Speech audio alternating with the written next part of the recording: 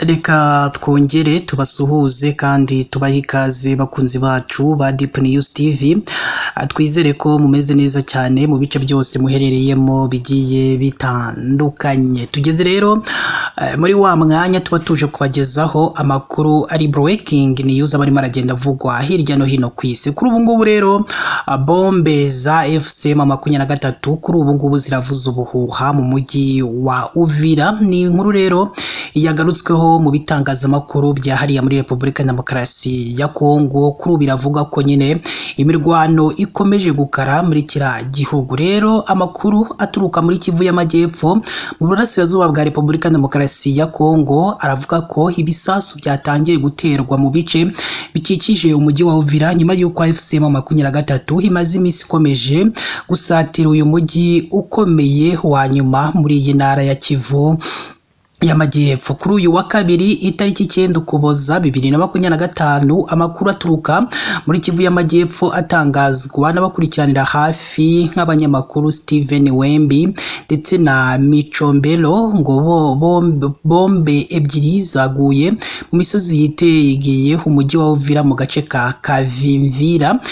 Steven Wembi nawe mu masaha ya saa sita kuri uyu wa kabiri yanditse kuri Twitter ko amasasu arimo kumvikana hafi ya Uvira, avuga ko abasirikare ba leta na wazalendo batangiye guhunga berekeza ku cyambu cya Karundu ahitwa Sangeho. Abarwanyi ba FCM 23 bafashe kuri uyu wa mbere nyuma y'uko uyu mujyi wari umaze kuberamo imirwano hagati ya wazalendo na FARDC yaguyemo benshi.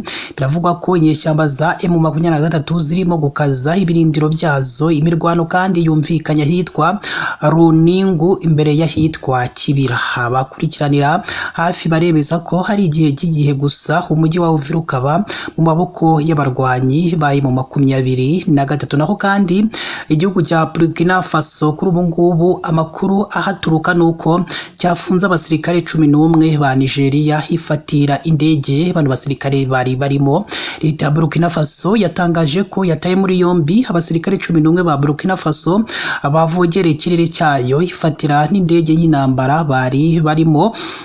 Ingabo za Burkina Faso zabonye indege y'ubwikorezi ya Nigeria yo mu bwoko bwa SC-130 iri mu kirere cyayo itabiherewe uburenganzira, zitegeka umupilote wayo kuyigusha hasi. Leta ya Burkina Faso yasobanuye ko indege ikimara kugwa hasi abasirikare 11 barimo abapilote bahise bafatwa barafungwa bazira kuvogera ikirere cy'igihugu. Bivugwa ko indege yajyaga muri Benin gutanga ubufasha mu gikorwa cyo kuburizamo ihirikwa ry'ubutegetsi bwa Perezida Patrice Talon cyageragejwe itariki ya 7 Ukuboza 2025. Umuryango wa AES uhuza Burkina Faso, Mali, Niger watangaje ko indege yose izinjira mu kirere cy'ibi bihugu itabiherewe uburenganzira izahanurwa vuba na bwango.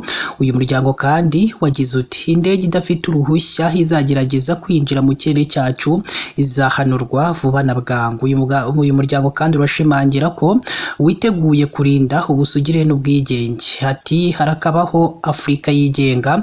Leta ya Nigeria idacana kuri ubu ntabwo icana uwaka n'ibihugu byo muri uyu muryango kuko itemera abayobozi b'ibihugu bigize, iri gukoresha inzira ya diplomasi kugira ngo aba basirikare bafungwe, indege bari barimo nayo irekurwe, bafungurwe n'indege nayo bari barimo nayo irekurwe. Bakunzi bacu rero ba Deep News TV, mu nkundire dusoreze hano n'izi breaking news tuba twabateguriye.